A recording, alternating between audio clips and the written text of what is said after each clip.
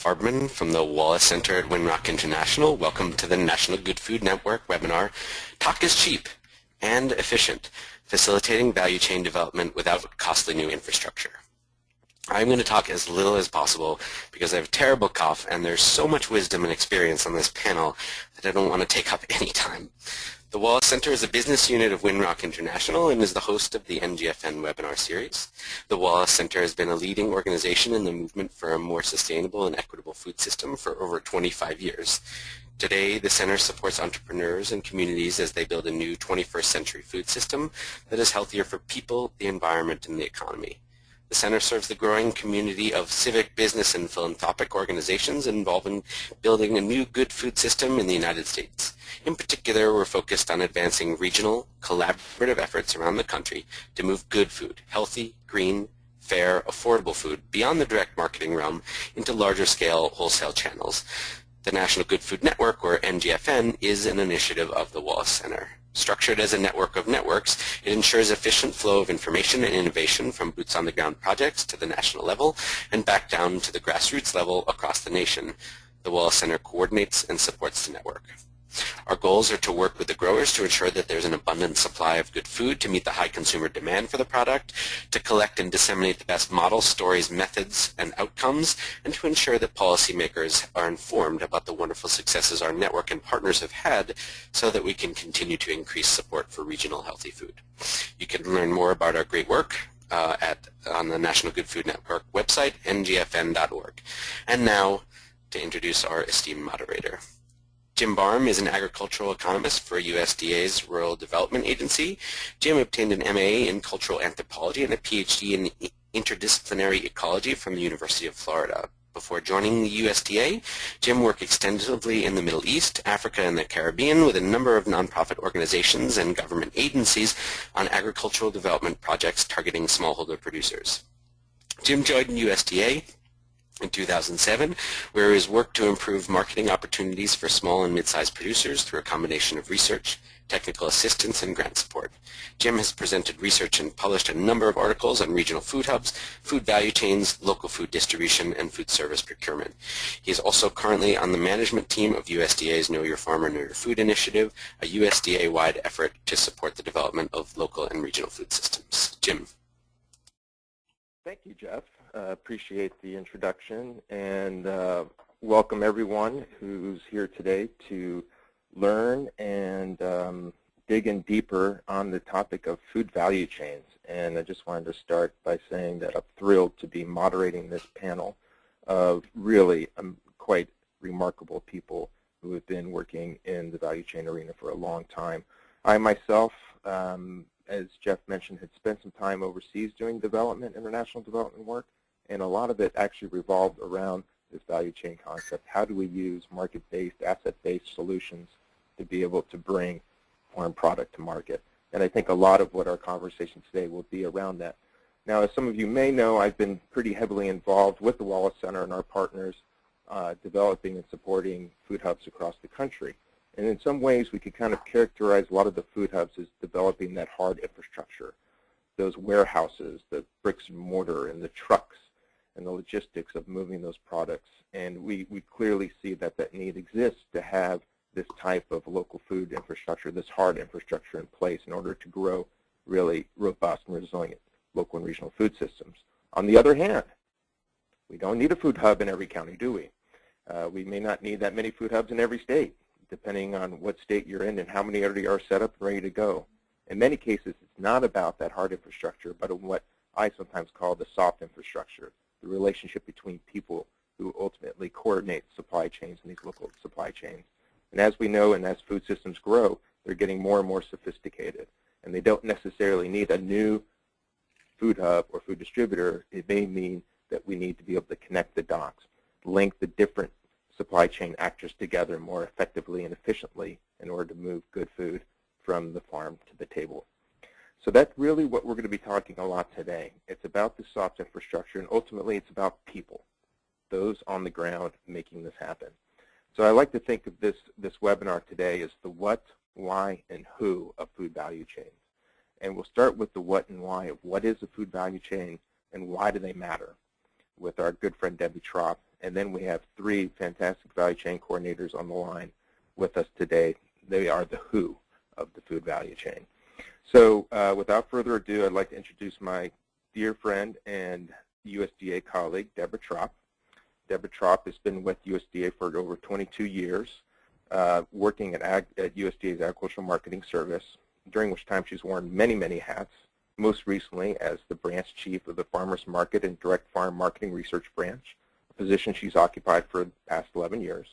Deborah has devoted most of her research attention to identifying emerging market opportunities for locally grown food in both institutional and commercial markets, and developing a number of guidance materials for small and medium-sized farmers on how to tap into these markets. And I'm very honored and pleased to say that I worked for Debbie for 8 years, and we've always had a very close relationship, and a lot of my work really parallels the work she's been doing so long.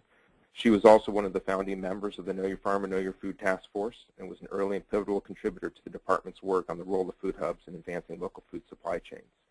So with that introduction, I'd like Debbie, take it away. Thank you, Jim. So taking forward, Jim's talked about software structure.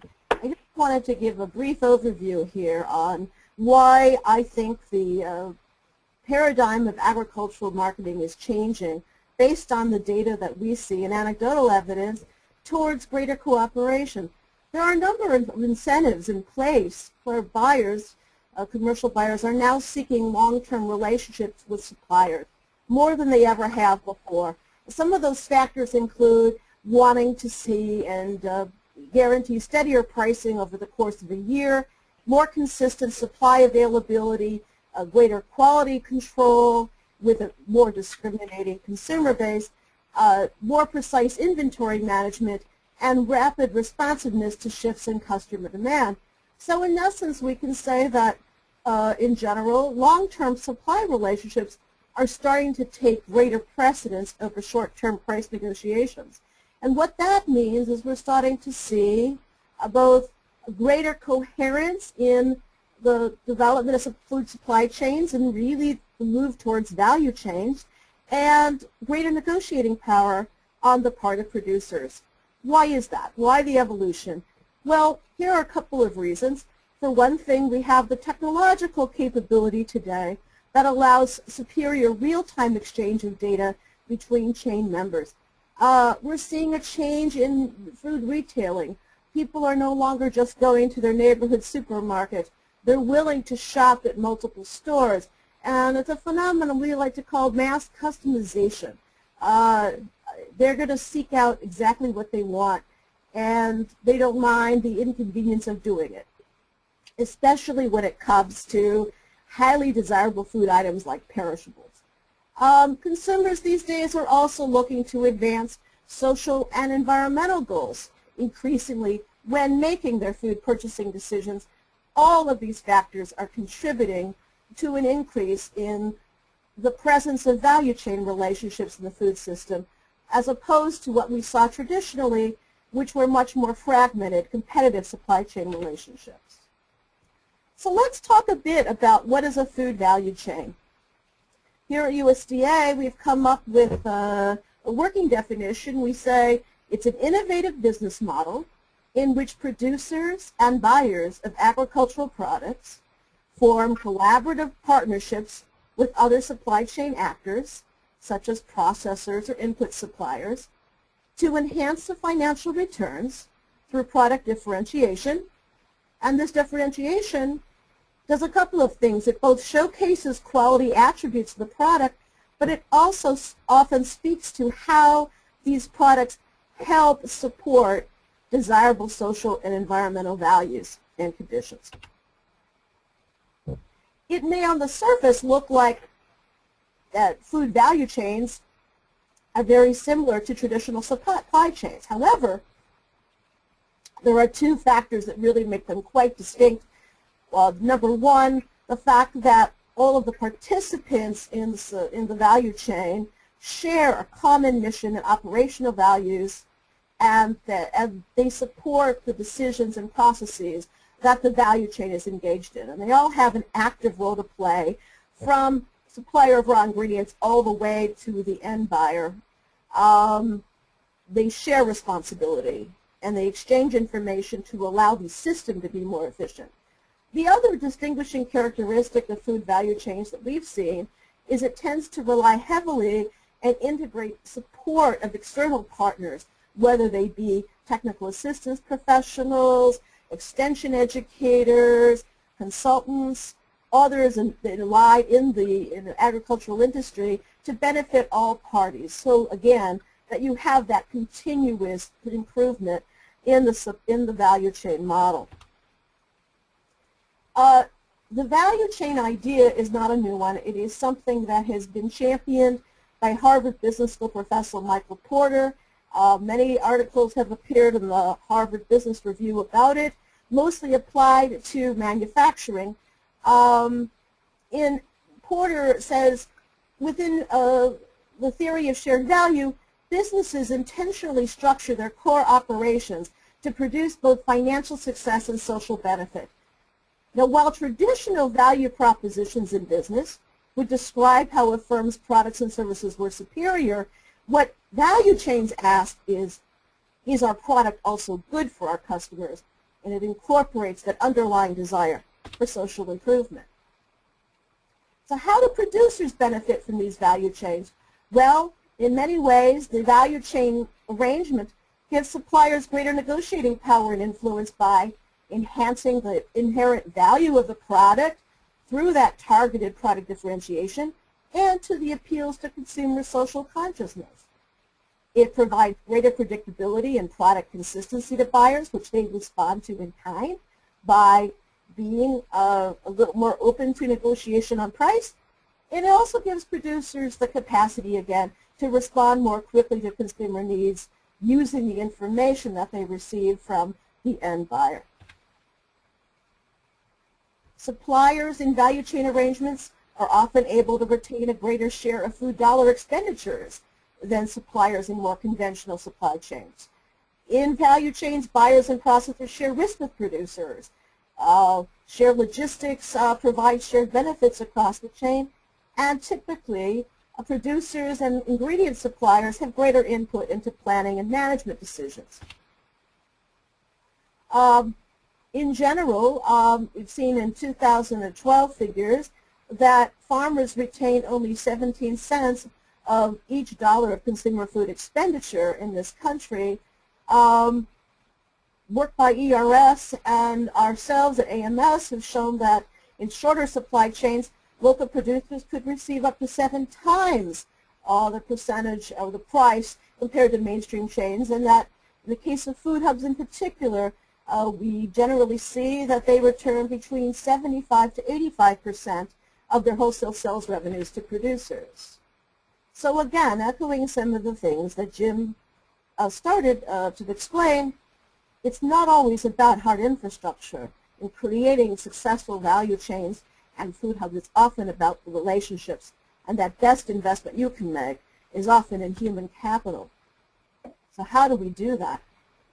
Well, some of the keys to success we've seen include recruiting like-minded, committed partners for value chain formation, assessing the needs and capacity both of the players in the chain and community members, identifying the right resources and contacts to leverage community assets, repurposing existing infrastructure, and identifying new or previously unrealized market opportunities.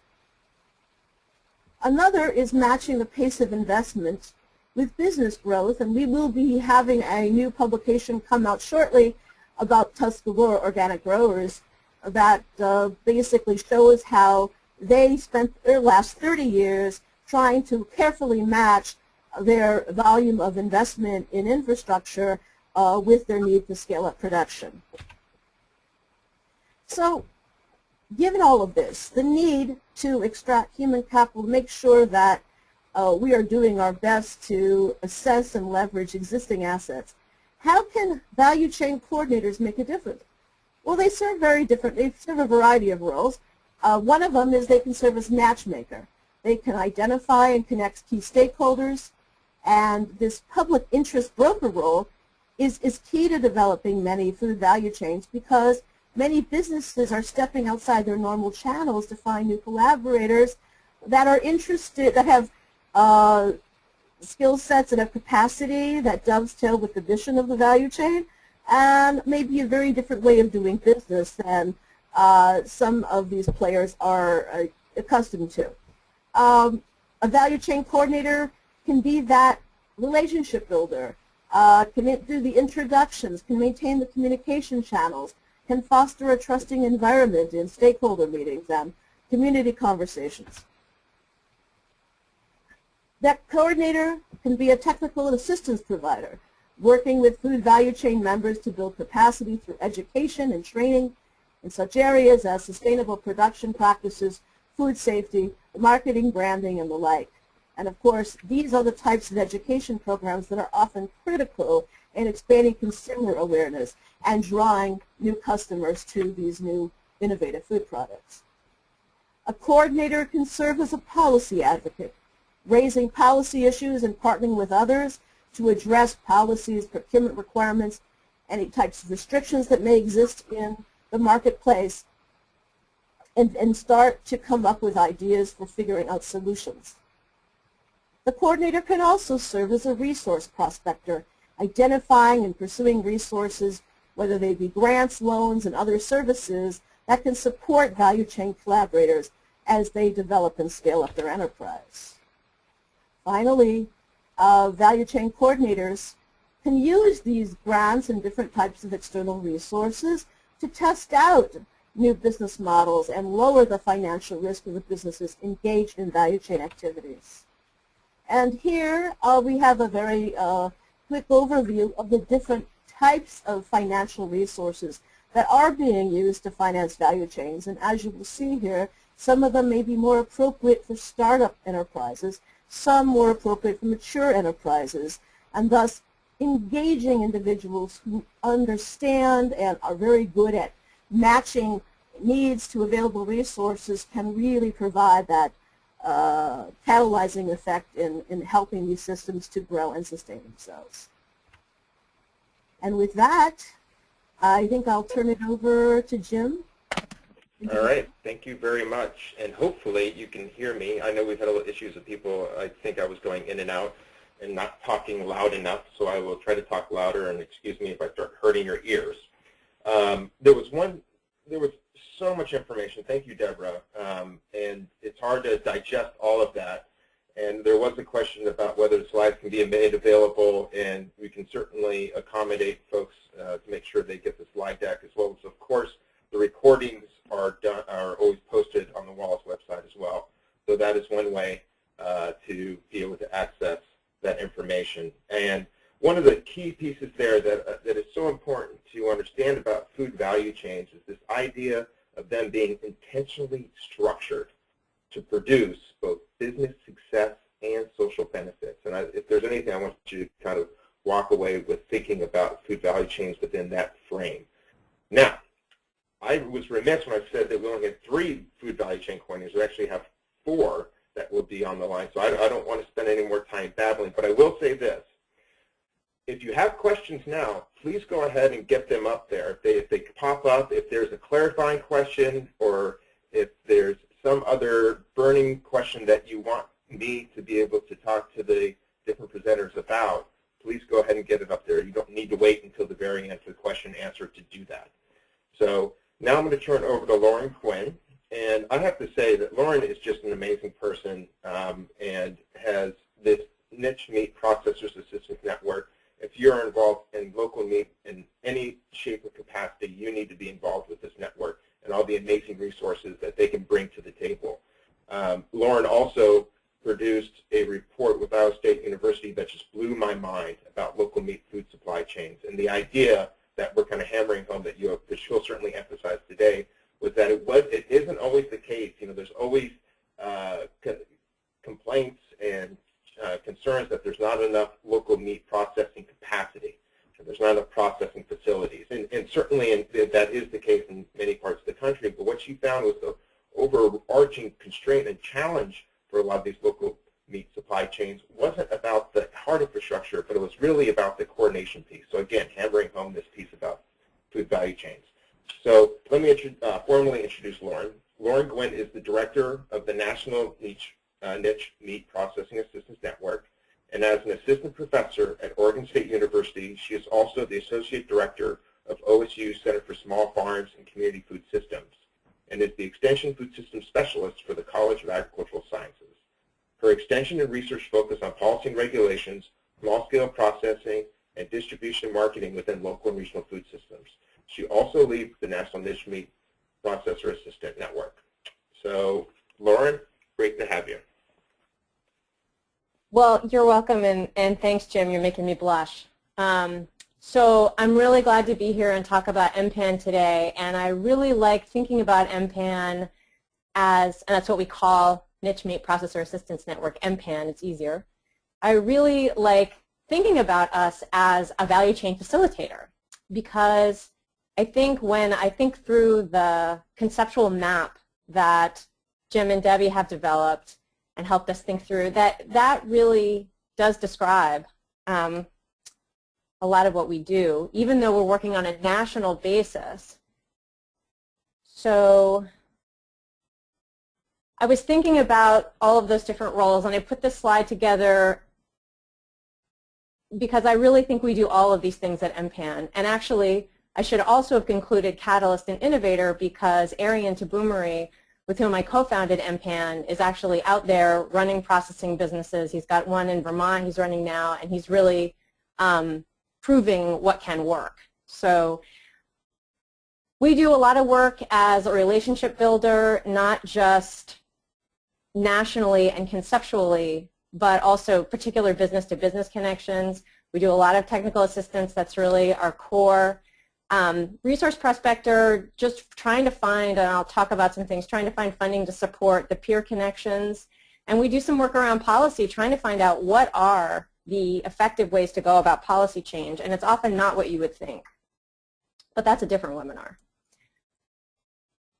So MPAN's mission is to strengthen and expand processing capacity nationwide for local and sustainably raised meat, and it's about rural development and agricultural opportunity. Now, notice I say in our mission, it's to strengthen and expand. And expand doesn't mean necessarily build new. And in fact, we really have emphasized from the beginning that we are very much focused on doing more with what we've got, as Jim pointed out.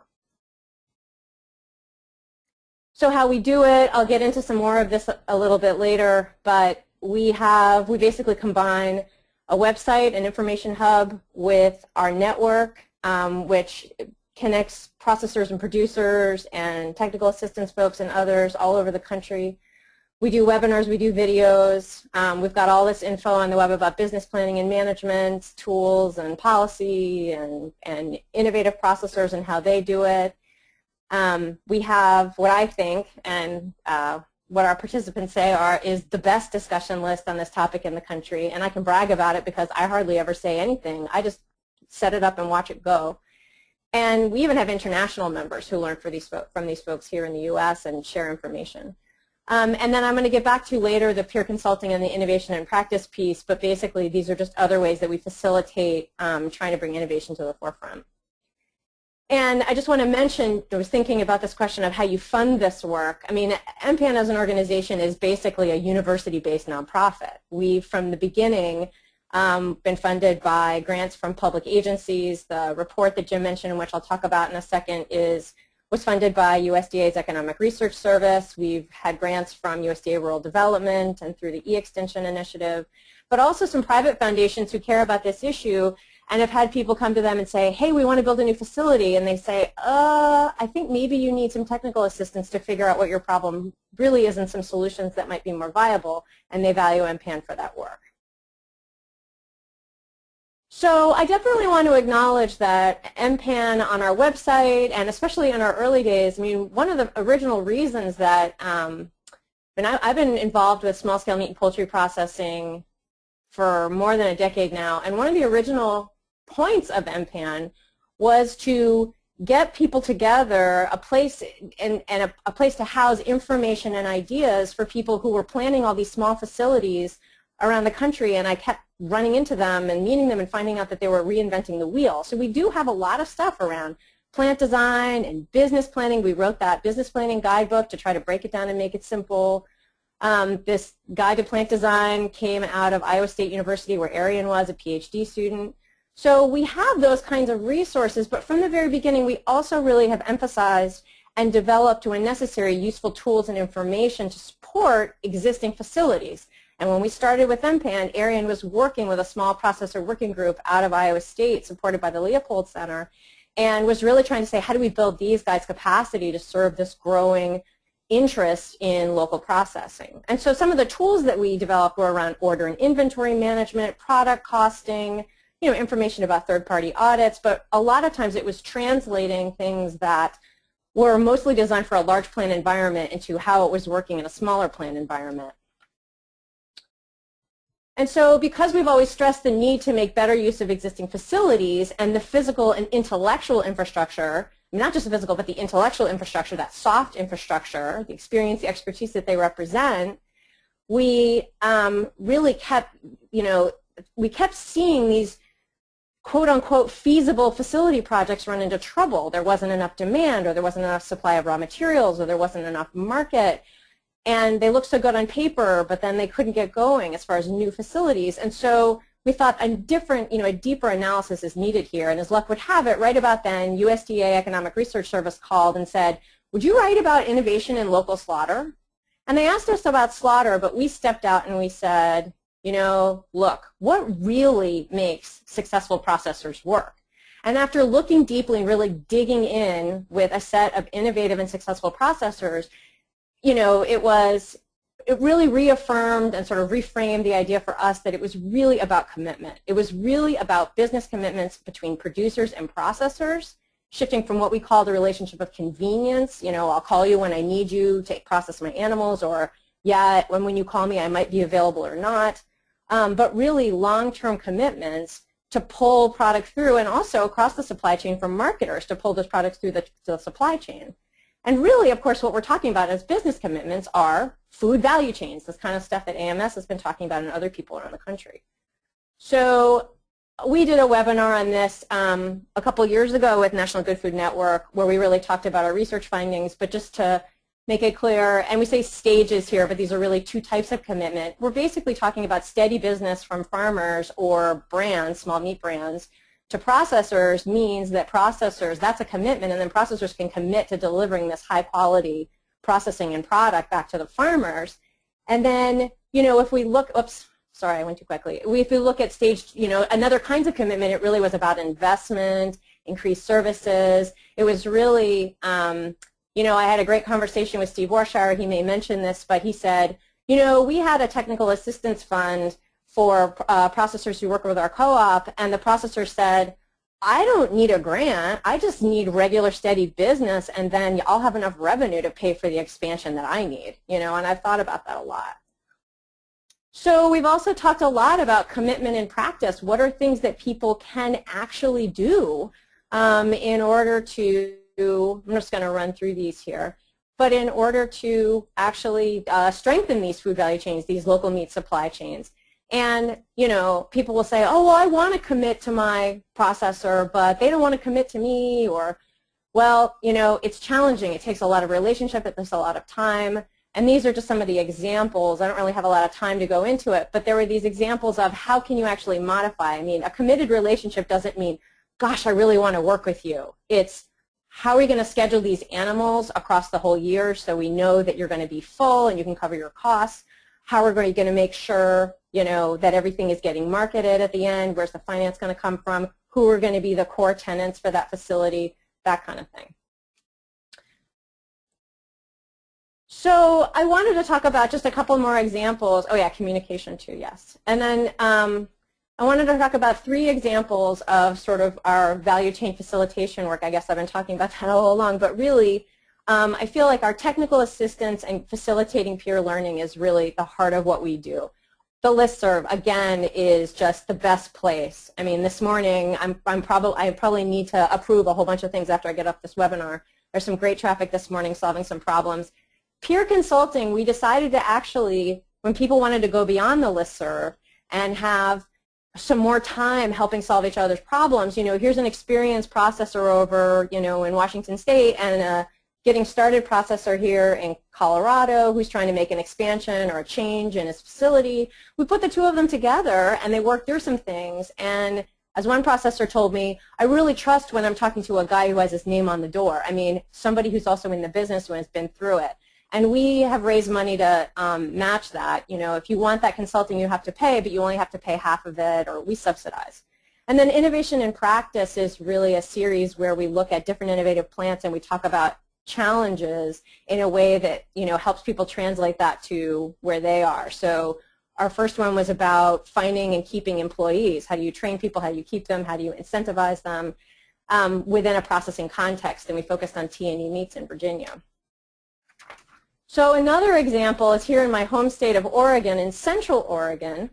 So every year in January, my phone starts ringing from around the state and also around the country, but really around my state, people who think that their existing processing facilities are too far away or aren't offering the services they want, or they're stealing their meat, or they're, you know, mean and nasty or something like that. I mean, really, the complaints are huge.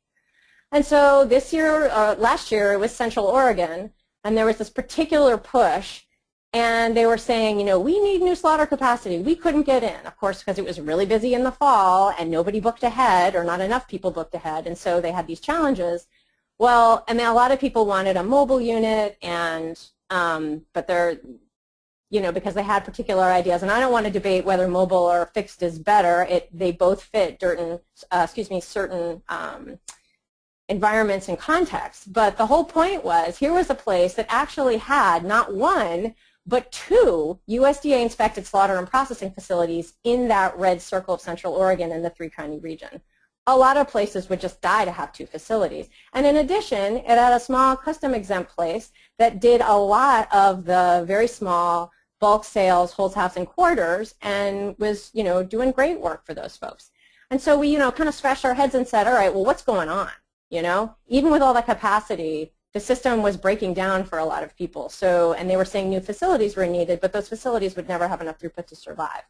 So with support from USDA Rural Development with the RBEG program, the Rural Business Enterprise Program, we've been working in an intensive way over there to improve producer-processor communication, to help identify services that are really needed based on real demand. You know, there was this call for more USDA slaughter, but actually, really, they could use some more USDA value add to do hams and bacons. We want to burn down that rumor mill about meat stealing and inhumane practices and that they're dirty. I mean, these rumors are hard to kill.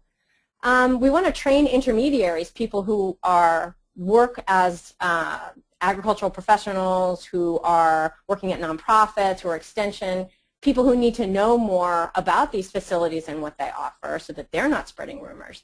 And we're also talking about sort of what are likely to be successful meat marketing enterprises for small diversified producers so that they choose the right enterprise, so that they can be looking at the right facility type and services they need. So then the other thing I want to talk about really quickly, and I'm sure I'm running out of time, is a technical assistance project that I helped our really great partner NC Choices in North Carolina for a couple of years. I really love NC Choices and a group, the meat processing working group up in Vermont, and there's other groups around the country that we work with who really understand that we need to focus on our existing facilities and build their capacity. So you can use all the money that goes into new feasibility studies, you could actually use to make smaller tweaks and help plants make smaller changes that can really do a lot. So this overall goal was to enhance economic viability of producers and processors, and they used this one-on-one technical assistance approach, and I was involved with that the whole way, and we actually wrote a manual of all the things we learned. I should have put the web link up here, but if you want to see it or get a copy of it, you can call me or email NC Choices. And just a couple of examples. So Foothills Pilot Plant is a inspected poultry processing facility, and they were having lots of trouble with their paper-based systems for financial management and food safety HACCP compliance. And basically, NC Choices helped them develop this HACCP in the cloud system that they're in the middle of putting together. And then that we're going to hope to put in the box for other small processors to use. So this is an example of an innovation that's going to really help with plant operations that could be useful for other processors and thereby the whole value chain. And then the other example I wanted to mention is Acre Station Meat Farm. They really wanted to improve their packaging, their ready-to-eat capacity, and their order inventory management, and NC Choice has worked with them on all of those things, but one of the things we're really working on is this MeatWorks program, which you see here. This was developed by a small processor in Pennsylvania that we actually wrote about in our ERS report. They developed it because there wasn't anything that worked for their size plant. And so we're working on helping Acre Station take it on and adapt it for using there, and then we can try to box it up for use by other small processors. So I think it's figuring out how you transfer that technology, how you transfer that innovation. That's a really important role that we play at MPAN. And then, like I said, with NC Choices, that's something really important we can do. And so those are just some examples. I will look forward to questions later, and if you're interested in this topic, I absolutely welcome you to join our network. This would have been another great place to put my website address, but it's nichemeatprocessing.org. You're all welcome. Awesome. Thanks so much. I appreciate it. Lauren, that was fantastic. And, you know, we got a question that came in, and let me see if I can scroll up to it. And the question was, give me 1 second here. Are the roles of value chain coordinators understood as mutually exclusive, or do you see these value chain coordinators as playing a combination of all these roles? And this was the question that came in right after Deb Schropp's presentation. And I think you already have the answer, because if you think of what Lauren does with the Niche Meat Processor System Network, it's not just a site with resources. She's playing a matchmaker role. She's being a convener, relationship builder. She certainly is providing technical assistance. She didn't talk about it, but also as I go down the list of different roles, she's a policy advocate. She's a resource prospector, as well as a catalyst and an innovator. So just her and herself, she kind of covers the entire gambit of different roles that a value chain coordinator can play. And I think we're going to see, as we talk to the rest of our presenters, a very similar kind of set of different roles, sometimes different, sometimes the same. And it's worth kind of mentioning that, you know, the roles as a value chain coordinator can stay constant, or it could also evolve. You know, a coordinator may start out more as that convener and relationship builder, and later, as that relationship matures, they might be doing more of the resource prospector piece and the policy advocate piece once the actual value chain is up and running. So there's all different types of permutations that it may take. But I thought I'd just throw that in there. And then I have a very specific question, Lauren, for you, which is one audience member asked whether you're doing any businesses in Hawaii. That's really funny. So I actually have been answering a lot of emails from a woman right now who's working with a group of producers to try to put in a small-scale mobile or modular unit in Hawaii. They have some particularly interesting context, of course, because of their geographic isolation and their particular resources. But, you know, we get calls from people all over the place. Awesome. And you know, folks can always go to your website and find out more information, of course. So I'm gonna move it along because we're running a little bit behind, but it's all good. Our next presenter is Steve Warshauer, someone I've known since my very early days at USDA, and he is just a powerhouse within the local food systems arena. He's just, the brain power alone is just amazing, and the role he plays at La Montanita's value chain coordinator is very interesting. And so with that, let me read his bio here. Steve Warshauer, with his wife and family, operates Mesa Top Farm and Ranch, producing eggs, raw milk, cheese, beef, and produce. He operates the year-round Beneficial Farms CSA, a multi-farm CSA that has the honor of being the oldest CSA in New Mexico. Steve and the National Good Food, he's also the National Good Food Network Food Safety Coordinator, and has really been leading up the charge with a lot of the work on Group Gap that we've been coordinating. He's been coordinating with us in USDA as well as the Wallace Center. He's also the value chain facilitator for La Montanita's Co-op Distribution Center, a food hub in Albuquerque, New Mexico. It is with this hat that he is donning and will talk to us today. So with that, take it away, Steve.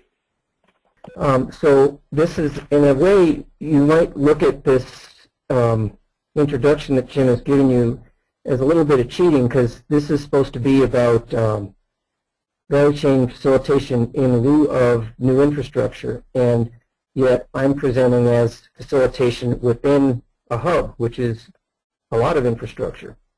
And I think what's important is for me in presenting with this group of presenters is to say that the hub itself is a center, and the co-op itself is a center of value chain activity.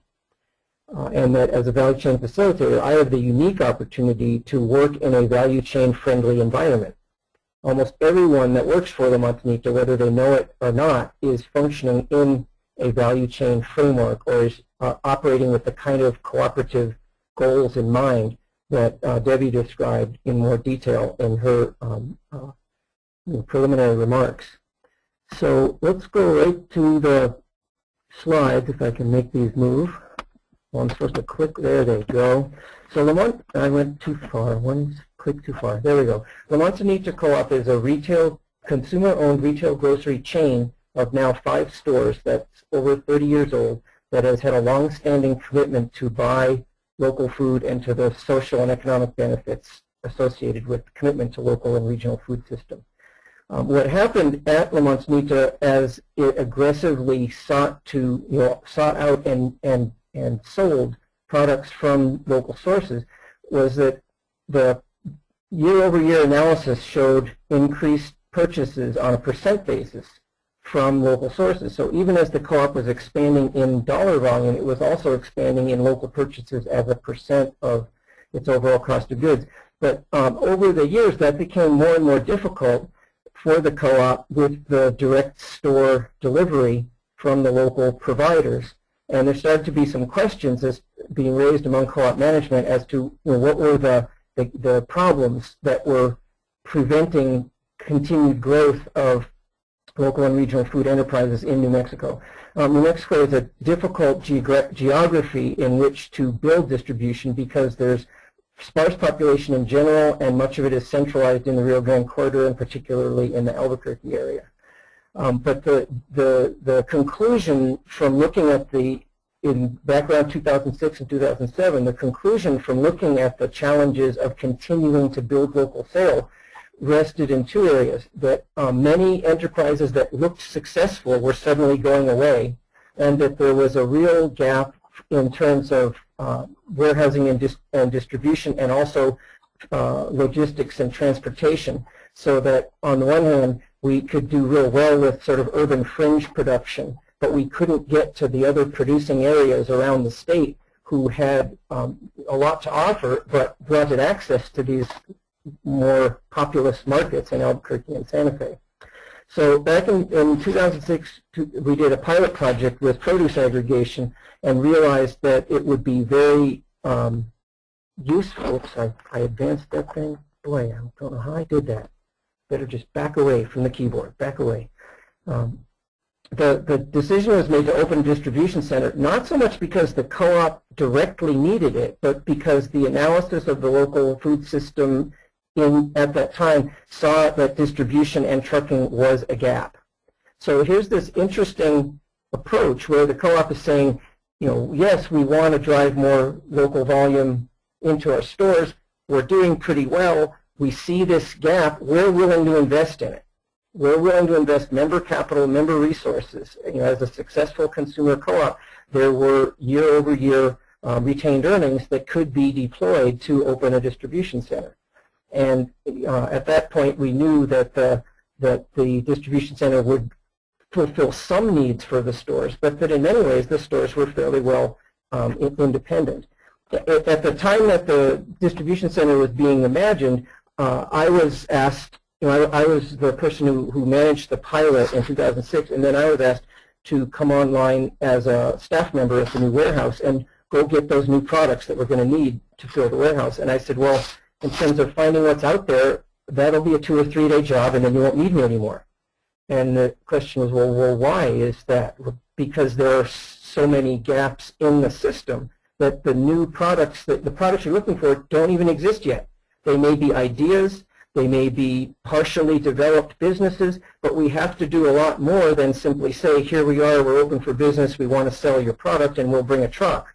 We have to do more than that. So from the beginning, in the La Montanita wholesale distribution center strategy was the understanding that just functioning as a distributor did not necessarily increase the availability of local products. So over the 7 years since then, with the commitment to this enterprise development and value chain development in hand, we've grown a distribution center to a total of $5.5 million in sales. And that is, I guess, about 15% of the total company-wide or co-op-wide revenue, which is more like around $40 million in sales. And look at the ratio of employment. Obviously, we're doing a whole lot more dollar volume with warehouse with fewer employees than we are in the retail end of the co-op. And so now I'll go to the next, which is more about my position, which I've partly already described. So looking at this, the position as I was cast into it as a support person within the warehouse was called Enterprise Development Manager. That meant that initially the sense was that I was focusing on individual businesses and their needs. Well, oftentimes what that individual business needed was a resource or a connection or identification of a market, and sometimes it wasn't us. So one of the, even though the position that I filled was designed to help build the warehouse, oftentimes in the process of meeting these local food businesses and trying to find out what their assets were and what their resources were, it often turned out, as in the description that we were given of being a matchmaker, that the appropriate match was not with us. And so one would look at that investment by a business, a co-op, but still a business, in a position that is not always going to find the next opportunity for driving sales or product into the warehouse. Why would the co-op invest in that when it's not only and strictly about the co-op's direct needs? And the answer to this can be found in the ends statements of La Manzanita Co-op. And I think this is an attribute of, I think, all of the members of the National Cooperative Grocers Association, all of them or most of them, operate according to a method of management called policy governance. And in policy governance, a board of directors is elected by the members. That board of directors establishes the ends or the outcomes that the co-op is hoping to attain, and it also establishes limitations within which those ends are to be pursued. But then it hires a general manager, and the general manager's job is to deploy the members' assets using the retail competency towards those ends. And La Manzanita, in its ends, has always had a strong focus on agriculture and on sustainable or regenerative agriculture. So on this slide that we're looking at now, we've got a good list of the 4 currently stated co-op ends, and the end number 2, a growing regenerative agriculture sector that uses sound environmental practices, is a commitment of the co-op. It's an end or an outcome that the co-op's board wants to see action on. It wants to see the resources and assets of the membership directed in ways that promote that end. So what that means is that as a value chain facilitator or enterprise development person, I'm sitting in a business that is committed to this end and, of course, has to function effectively as a business, but is committed to this end even beyond what directly benefits the business. So let's go to a couple of examples. And this is why I think I was placed in the queue after Lauren, was that when we started the CD Cooperative Distribution Center, several of us who worked together to bring it into reality, we agreed that the local segment of the food sourcing would be very much, we would be able to measure its success in our ability to develop proteins, meat products, that ultimately, because of our climate and our distance, the produce sector would not carry the warehouse, and that the demand for local meats could become a real important building block. And so as a result, from the very beginning of the warehouse, I was also involved in sort of outreach and New Mexico cattle and beef industry work, where we weren't a buyer, we weren't a customer, but it was important to understand that sector, to understand its needs. And in fact, we actually did a value chain analysis of northern New Mexico beef production in 2009, and that was in some measure triggered by an increasing pressure that Lauren described, where almost everywhere you turn, someone wanted to either have a plant built or a bigger plant built. And the underlying assumption was that if we could just have a bigger plant, a cheaper plant, a more convenient plant, we would all be fine, and our businesses would, our cattle and related businesses would be successful. So when we did that value chain study, we found a lot of what the resources were that were either strengths or were gaps in the supply chain. And I became known to a lot of different people in northern New Mexico as a person who was interested in the success of that sector. Well, La Montanita had a long-standing commitment to local grass-finished beef in our stores. And we had typically relied on an individual rancher to be the supplier, and we had seen one come and go, and then another one was coming and about to go, and when the second one went out of business, or out of the wholesale business at least, we realized that we were making a mistake by relying exclusively on a single ranch in a climate as difficult as ours to provide a year-round supply of consistent product.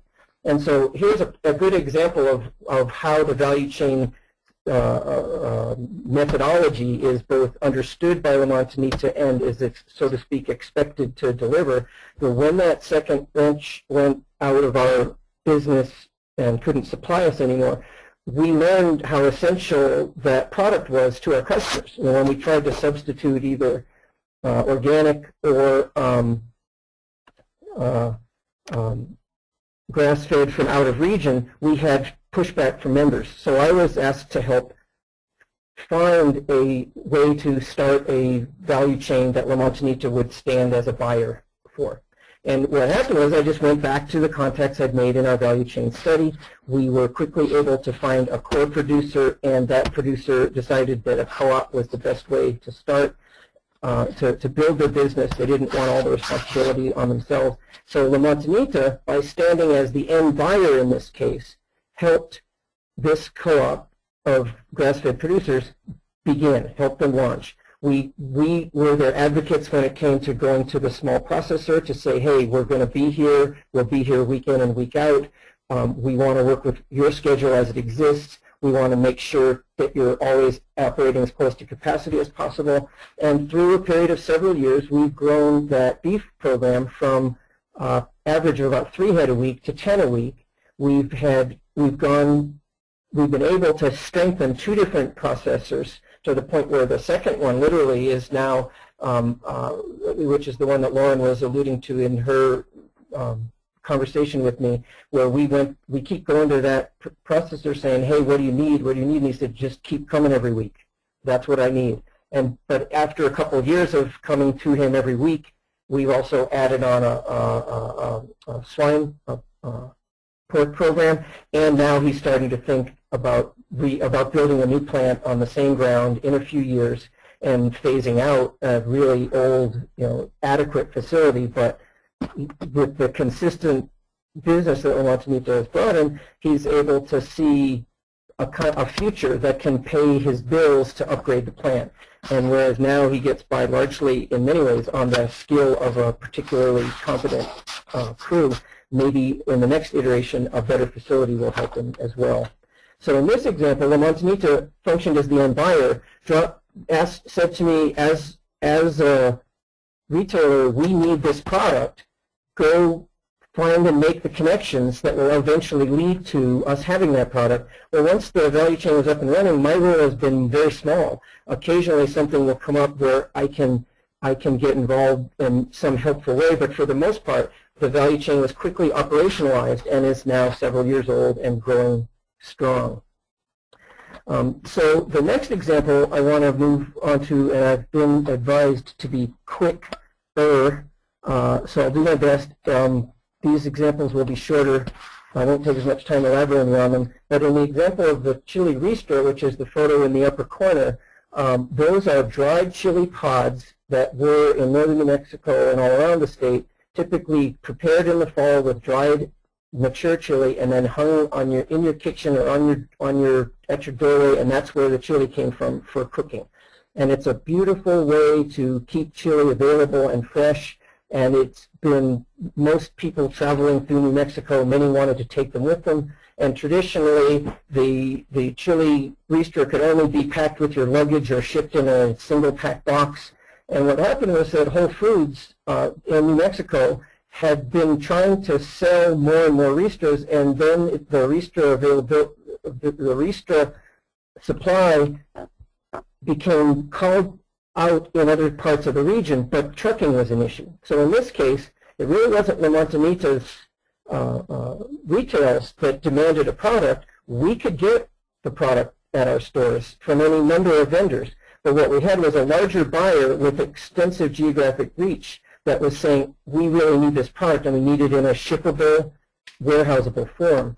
So with La Montanita's role, we found one of our chili growers and said, well, can you produce this product? We went to the Hatch area where many Ristras come from and much of the famous New Mexico green chili comes from.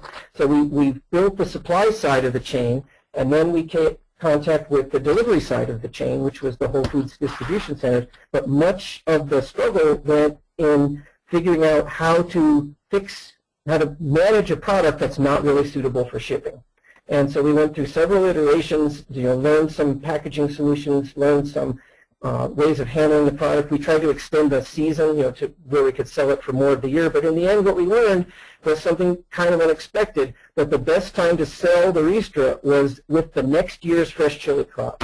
So we had two problems now, which was that we had to make the product shippable and handleable in a warehouse, and we also had to store it for 8 or 9 months. So La Montanita, in this intermediary role now, has helped solve the shipping container problems and also helped solve the inventory cost problem, which is that when our producer finishes with preparing the Ristras in October, we now advance some funds to that producer against the sales, which will begin in July.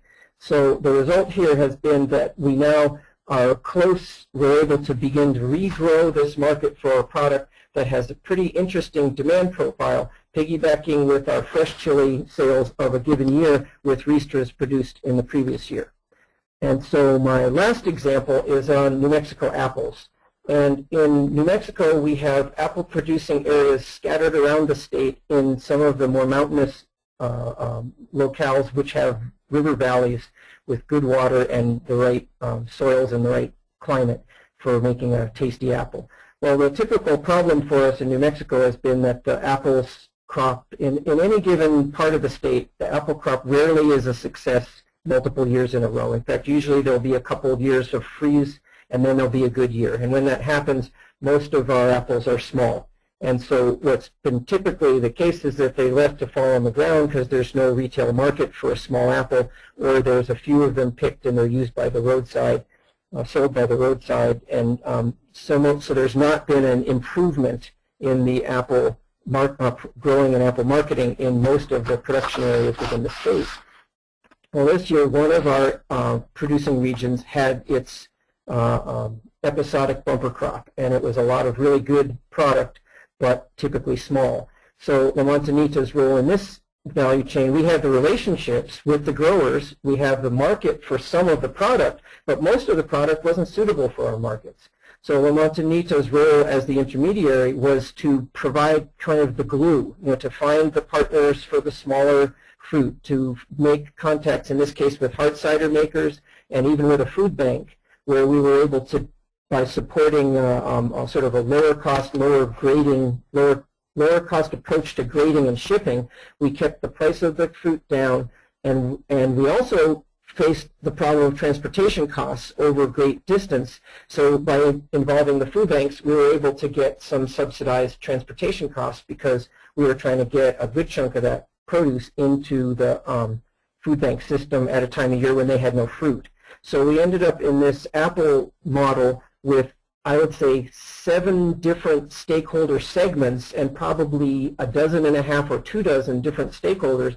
And La Montanita stores got a small amount of fruit, and La Montanita warehouse got a modest amount of fruit. But the lion's share of the fruit never was on it. We never trucked it. We never handled it. We just facilitated all of the connections and relationships. But what we did do was carry all the paper, meaning that the growers had one invoice to write to us, and we then rewrote invoices out to the other end users or end beneficiaries of that product stream. So the value chain facilitation in this point, the end goal of this project for us is that next year because so many growers in this area got paid, we're able to harvest fruit. We're hoping that they will then go and be able to put more resources back into their orchards, and maybe we will start to have year upon year better quality of fruit, meaning that the larger percentage will come out to the retail side of that crop that's harvested. A smaller percentage will have to go to these sort of secondary markets, and we will still be able to support all of the participants in this value chain. And I have to go to the last one. What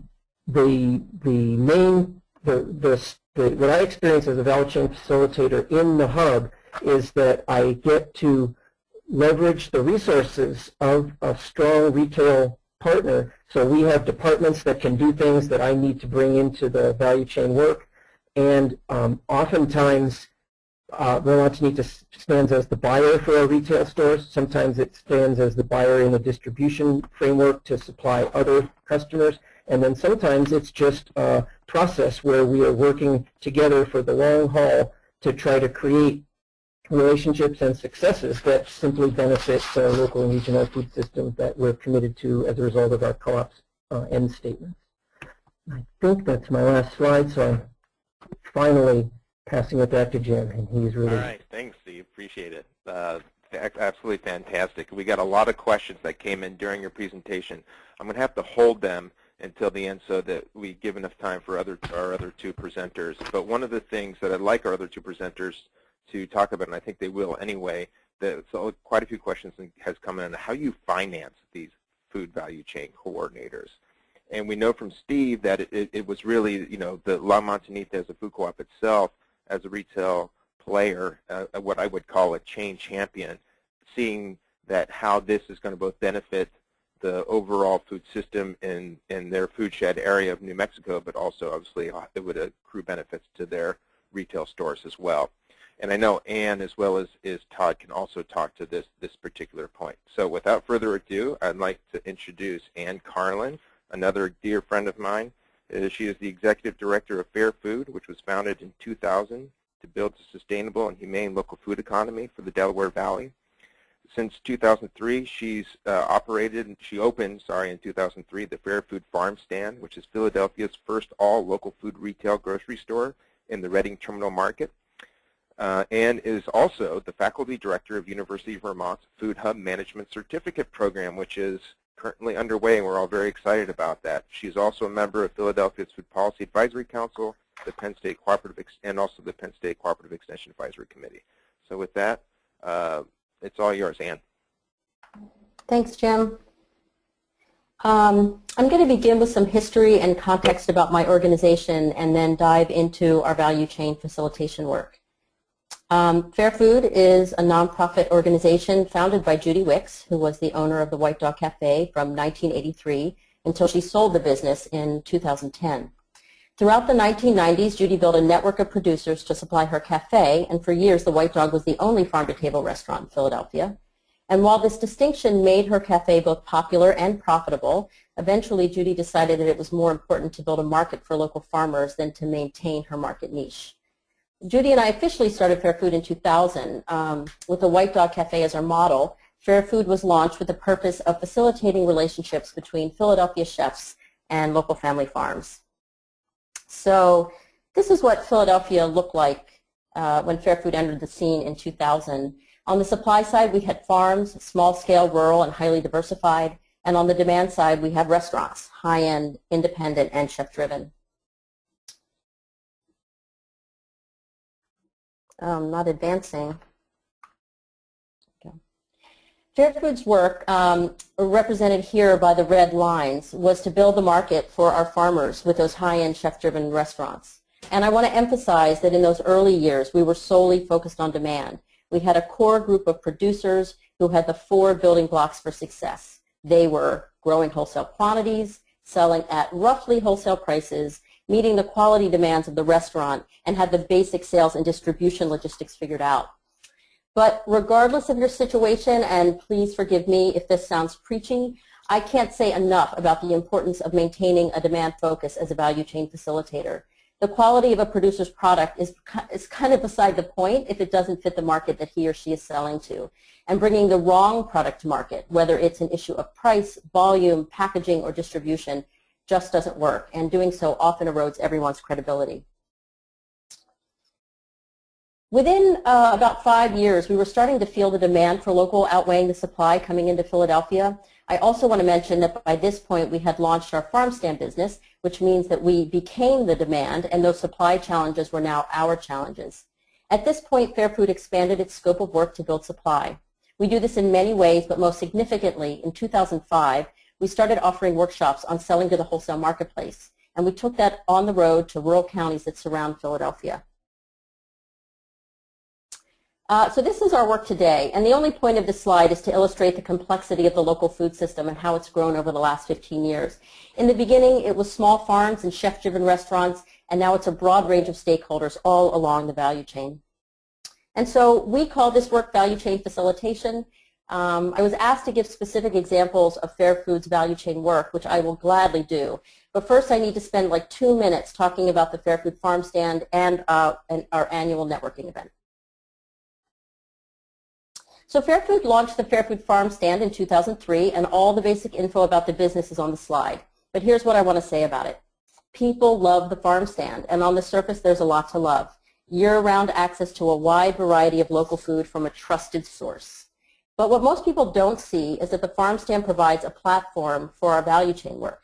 Through the farm stand, Fair Food has transactional relationships with hundreds of farmers and producers, and it is through those relationships that we gather knowledge, gain insight, and occasionally exert some influence.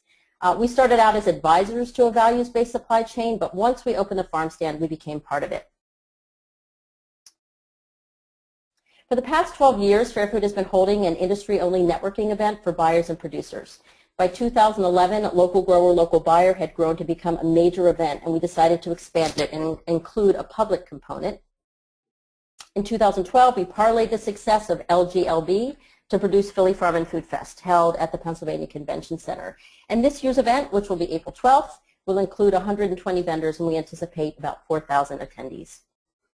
Okay, so now moving on to examples. So in order to stay within my 10 minutes, I've boiled these down. I've boiled down a few success stories that I hope will illustrate what we actually do. Capogiro Gelato Artisans opened in 2000 with the goal of sourcing the highest quality ingredients for their authentic Italian gelato. I met the owner, Stephanie Rattano, only a few months after they opened and was able to connect her to suppliers for milk, fruit, and herbs. Out of this initial meeting, Capogiro started purchasing grass-fed raw milk from Kingfisher Dairy for all of their gelato. Okay, so fast forward 9 years.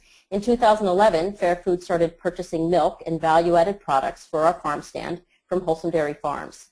Mark Lopez had recently taken over the farm that had been in his wife's family for generations, and he was trying to save the family farm by selling direct to wholesale customers. 6 months into our relationship, Mark called me to say that if they weren't able to increase sales in the next few months, they would be out of business. So shortly after that conversation, I got a call from Stephanie, who was in a panic because Kingfisher's retail markets had grown and they were scaling back their wholesale business. The solution was obvious and a successful match was brokered. In a meeting I had with Mark last year, he told me that this connection is a major contributing factor in the success of the farm. So my next example, the Ritz-Carlton Hotel became a Fair Food member in early 2013, shortly after executive chef Nathan Lingle relocated to Philadelphia from the Ritz-Carlton in Vermont, where he had developed a practice of buying directly from local farms. Fair Food invited Nathan to the farm stand for an introduction to a really broad range of products available to him as a wholesale buyer. But Nathan was really excited by our cheese selection of artisan farmstead cheeses. Sharing a passion for great cheese, Alex Jones, our product manager, gave Nathan an on-the-spot tour of our cheese case, complete with colorful commentary about the producers. So from that first meeting, Fair Food developed a local cheese program for the Ritz. While normally we would connect the buyer directly to the producer, in this case it would have been challenging for them to get what they wanted, which was a wide and changing variety of small quantities of cheese. And because Fair Food is already acting as an aggregator for local cheeses, this arrangement has been a win-win. Ritz-Carlton gets the product they want, and our cheese producers are selling a lot more cheese. And it's important to note here that Fair Food has invested considerable resources over the past 10 years developing our own cheese program and building relationships with farmstead cheesemakers in Pennsylvania and New Jersey. So for my last example, Be Good, their tagline is real food fast, and local plays an important role in their procurement philosophy. Their fifth franchisee is a woman named Deb Lutz, who left her job as a marketing director for Johnson & Johnson to open 5 Be Good restaurants in New Jersey over the next 5 years. In early 2014, we sat down with Deb to talk about which products she wanted to source locally, at what quantities and price points. And her needs were fairly standard, with the exception of ground beef. Be Good is primarily a burger joint, and with a plan to open 5 stores over the next 5 years, she would need a supplier who could grow with her. So in this instance, we went outside of our network of growers who sell to the farm stand and connected Deb to Rosetta Beef, a mid-scale processor in Maryland. I spoke with Deb in preparation for this webinar and learned that the relationship with Rosetta is going very well. They are currently delivering 300 to 400 pounds to the Marlton, New Jersey restaurant, and will be on board for the opening of their 2nd location this summer. So that question, how does this work get paid for? It's a really good question, and there's not one easy answer. And the best way for me to explain it is to talk about how we position ourselves as an organization. So I think of Fair Food as having 2 core functions: our value chain facilitation work and the farm stand. And hopefully all of that is well illustrated on the slide. But with that said, we do a lot of activities, which I've listed here in no particular order. The ones shaded in green are revenue generating, and the ones shaded in red are not. The farm stand represents 68% of our $1.3 million budget, which means that the other 32% requires philanthropy. So I would love nothing more than to find a group of funders that understand that the relationship brokering in and of itself deserves ample funding. We've found a few, but for the most part, we are fundraising for activities through which we can build those value chain relationships. It's frustrating to me that it requires this volume of activity to justify our need for funding. But on the other hand, it's also totally understandable. And it's part of why I'm really glad that Wallace is doing this webinar. Facilitating business relationships is challenging to describe, challenging to see, even more challenging to measure and quantify, and therefore it's challenging to fund. And I'll stop there. That's fantastic. And I think you hit a home run. You just really I think, encapsulated a lot of both the challenges and the opportunities that exist with value chain facilitators. And it certainly is a continuing struggle as I work with USDA in trying to figure out ways for us to be able to allocate our resources to fund this type of work. I mean, the bottom line is that sometimes it's very difficult. We have legislative authorities as well as other federal agencies and state agencies. And quite honestly, we kind of like to cut the blue ribbon, right? That gets back to that hard infrastructure and wanting to see something very physical and tangible for the money you've put down. But I think there is a growing understanding of this, and I feel I have a certain optimism that more and more funders will start to step into this space. Well, we'll see. But thank you very much, Ann. And I want to keep moving it along here, and we've got our last presenter. Very excited to introduce Todd Erling. Todd is the founding Chief Operating Officer for Hudson Valley Agribusiness Development Corporation, whose charge is to enhance the agricultural sector in New York's Hudson Valley by assisting both new and existing agribusinesses and supporting public policies that support New York State's agricultural economy. Todd and HVADC, as the acronym goes by, have taken a leadership role in the Hudson Valley's burgeoning local food movement, which is increasingly meeting the demand for local food from New York City area consumers. Todd's experience also includes managing a community loan fund portfolio and providing development financing for public and private housing and community development projects. Todd currently serves as an advisor on agricultural policy to U.S. Senator Kirsten Gillibrand, U.S. Congressman Chris Gibson, and U.S. Congressman Sean Patrick Maloney. Todd, great to have you with us. Great. Thanks, Jim. I really appreciate the time, and I'm respectful to everyone hanging on for the whole webinar here. I want to make sure that we go through some of the specific details on HVADC, but touch definitely on the funding and what kind of sets us apart from the other examples given today. Hudson Valley Agribusiness is a 5-person organization. We have 3 full-time, 2 part-time employees, but we also work directly with anywhere from 12 to 20 to 22 consultants and technical assistance providers on our TA program. We ramp up as funding allows and as demand and projects and programs require, and then coast down a little bit in between some of those lulls and peaks. One thing I want to make sure is that everyone understands, we were born of a study that American Farmland Trust undertook back in the early 2000s. And the bottom line is that the American Farmland Trust looked at the layout of the Hudson Valley. The Hudson Valley has some significant challenges because of development pressure, but has some amazing opportunities because of market access. And there were 13 findings with recommended actions out of the American Farmland Trust study. And HVADC is a direct product of 4 of those. And I'll just go quickly through them, and then you'll understand some of our logic in our value chain facilitation. There was a finding with a recommendation of not having a regional entity focusing on agriculture as economic development. Some of the individual counties had it within their extension programs. Some focused a little more than others in their county planning programs, but there really wasn't anything consistent in the region that went beyond county boundaries. The lack of a regional plan that included agriculture as economic development and with and in economic development programs and activities. The lack of technical assistance on par with traditional small business development, widget making, manufacturing, service industry clusters, warehouse distribution, just knowing that there were tools and there were programs that could be tailored or templated toward agriculture specifically. And then lastly, the lack of dedicated capital. So this report, I believe you can still find the executive summary through American Farmland Trust's website, but if anyone is interested, feel free to email me and I can share the PDF with you. The result of this is really to look at the fact that the Valley is a significant footprint where we are. We service 7 counties directly with contractual multi-year relationships. It started out with 4 counties. If you look at this map, it was definitely happening in a way that the access to the New York City market was not always directly facilitated by where the growing was occurring.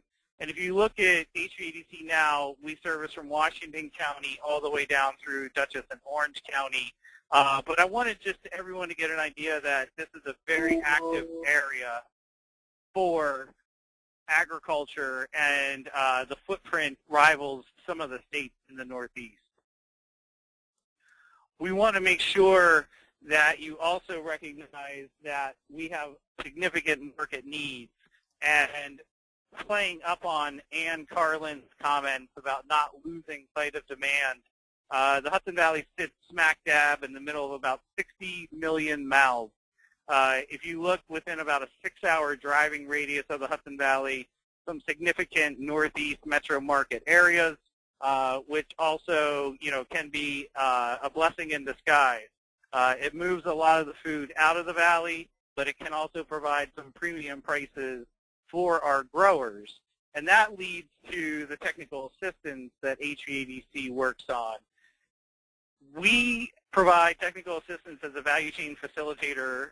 We also provide the innovation. We also provide the matchmaking and even some of the policy work. But we do that by being supported by the 7 counties I mentioned through their county planning or economic development programs, which is a little bit different and out of the box for agriculture and agribusiness. But we also leverage that with some of the very traditional state and federal programs for economic development.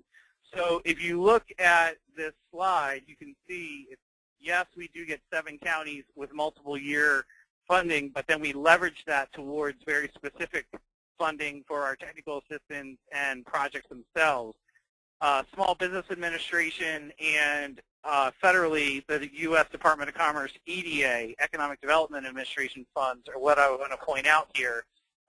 We were lucky enough to work within some appropriations early on in HVADC development that were contracted as SBA contracts. So focusing using small business administration metrics and using small business administration templated programs in order to directly focus on technical assistance for farms, farm-related business, and then also through Empire State Development, which is New York State's Economic Development Department. And the key here is that while we are a private not-for-profit, the vast majority of our funding sources are coming from county, state, and federal programs. We do leverage that more in the last 2 years with private sources, such as the Local Economies Project of the New World Foundation and some of the other foundations you see on the slide here. But we primarily focus on federal and state funding. And I just want to kind of slide down now into our Incubator Without Walls program, because that program is a value chain facilitator program that we didn't know that's what we were doing when we designed it. We designed it based on small business administration deliverables and templates. But I want to just highlight to people that they can go on to HVADC's website, hvadc.org. We posted a 5-year program update today so that people could take a look at it. And it gives examples of small businesses within the value chain and the technical assistance, matchmaking, and resource support that we've given them. And some examples would be we have a large craft beverage industry with farm distilling, farm brewing, farm winery, and farm cideries. That challenge for a lot of them has been regulation, not just from a state and federal permit, but even on down to site plan permitting. And ironically, one of the examples in our program update is even the catch and the hook for marketing on one of these distilleries was that it was a Prohibition-era barn and site for bootlegging. But that triggered a whole review, historical analysis review that they had no idea to get involved with. And then the last thing I want to really kind of talk about on some of those is the specifics that we've been giving on accessing capital.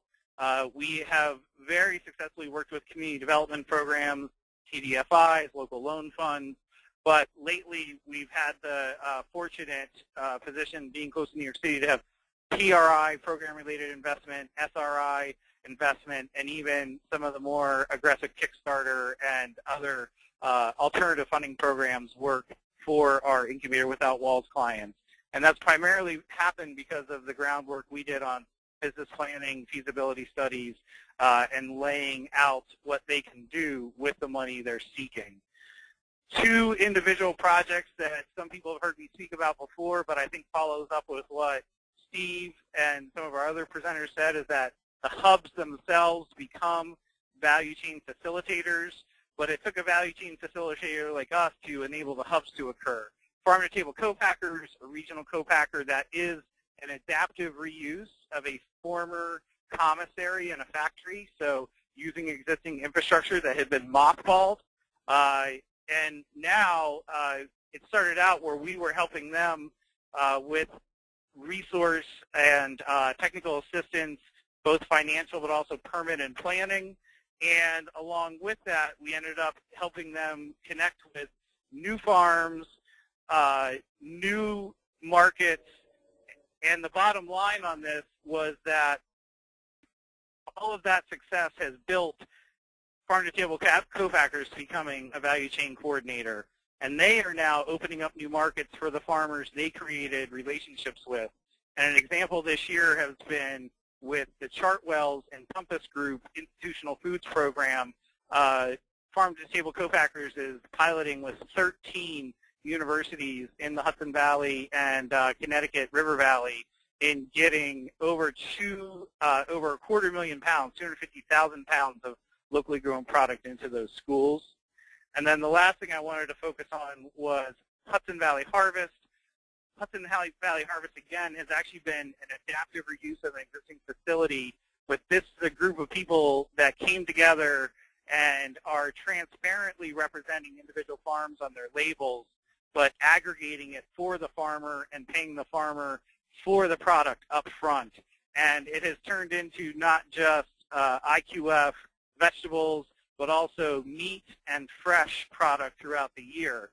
Hudson Valley Harvest has actually become an investor in some of the processing plants that they work in, so that the equipment is put in place to allow them to meet the scale necessary and take some of that burden off the processors and off the farmers themselves. And I just want to mention that they successfully completed a $2 million private capital campaign ask within the past 6 months.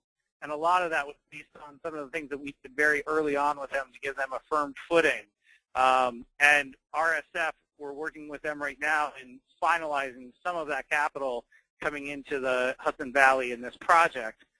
So I just want to reinforce that HVAC plays a significant role through the relationships and through the human capital, and that has resulted in some very significant infrastructure and brick and mortar capital. But if you don't have the entities in place to focus on the people and the programs, you leave a gap in what the infrastructure and brick and mortar needs are going to be over the lifetime of the effort. So Jim, I'm going to kick it back to you, recognizing we're at the end of our time, and I thank everyone very much. And again, hvadc.org or my email that will be presented later on. All right, thanks. Thanks so much, Todd. Fantastic presentation. And one of the takeaways there that I really appreciate is the idea that certainly there are food hubs that house value chain facilitators, but many value chain facilitators are actually ones that help to create those food hubs. When there's actually that gap, that actual physical hard infrastructure gap within the supply chain, they can help establish, and they have established a lot of food hubs across the country, often not getting the credit they deserve. So I appreciate that, and that's part of my closing thoughts. And I think another piece of this is just the understanding of, financing these types of value chain facilitators. And there was a question on, is the goal of value chain facilitators or coordinators to be self-financing? And that's really tricky. I mean, you saw from Todd's presentation the variety of financing and funding that he receives in order to be able to do the work he is doing. I think part of it is the value proposition that a value chain facilitator is making and how we can quantify those impacts. I think if you follow up with Todd as well as some of the other value chain coordinators on the phone, you'll see that there are ways to quantify these impacts, mainly through the sales and a lot of the other benefits that are accrued to producers by developing these value chains. And hopefully through those impacts, being able to quantify and to show those impacts to funders that there's a way to continue to finance this work going forward. I wish we had time to answer your questions, but we've already gone over. So what I would recommend that each of you and all the presenters agree to this beforehand, so you see their emails are there. And I'd recommend if you have specific questions to reach out to them directly, and hopefully they can answer your questions for you. On behalf of all the presenters, I thank you very, very much for your time today. I think this has just been a packed event. And again, thanks to the presenters, and thanks to the Wallace Center for giving me the privilege to moderate such a fantastic group of folks. Well, so with that, Jeff, I'll turn it over. Thank you, Jim, and Debbie, Lauren, Steve, Ann, and Todd. Really, I have to agree with Jim. Really, I've been looking forward to this webinar for months, and I think you guys have done a stunning job explaining this. It's a very subtle role, but critically important to create a good food system. So funders out there, take note. Support good value chain facilitators, and those looking to make a change in the food system. This is a critical role, and we need more of it out there. So do consider that as a career option, although every one of these people will tell you it's not an easy one. The webinar is being recorded. If you go to YouTube and search for Wallace Center, you'll see our Wallace Center at Winrock International channel there, and you can see all of the NGFN webinars posted up there. We offer NGFN webinars typically on the third Thursday of each month. This is an exception, but on February 19th we will do a real deep dive into grasshoppers distribution, a fantastic food hub on the Vanguard in Kentucky. They did close their doors, and we will look at some of the great accomplishments they've had there. And on March 19th, we invite Jim Barham back, along with his colleague Jim Mattson, to answer the million-dollar question. For different food hubs, what are different break-even points, and more importantly, food hub viability points in terms of revenue? I did want to point out that USDA is now tracking food hubs, has a directory of food hubs. I've created a quick link there. If you go to bit.ly/regmyhub, you can register your food hub, and I do strongly encourage, if you have a food hub, to make sure USDA knows about it. You can find us on YouTube, Twitter.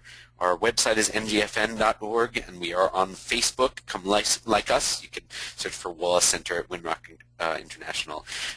If you haven't already, sign up for our email updates. There is a link on the ngfn.org homepage, or just in this post-webinar survey that'll pop right up, we'll just sign you up. So tick yourself off. Make sure you find out about all of the upcoming webinars, and also on that post-webinar survey, you can sort of automatically register for the upcoming webinars. So please take time, give us your feedback, and we will reward you by signing you up for what you would like. All right, thank you all. Have an excellent evening. Thanks for bearing with us for an hour and a half of a ton of information. Have a good evening. This concludes the webinar.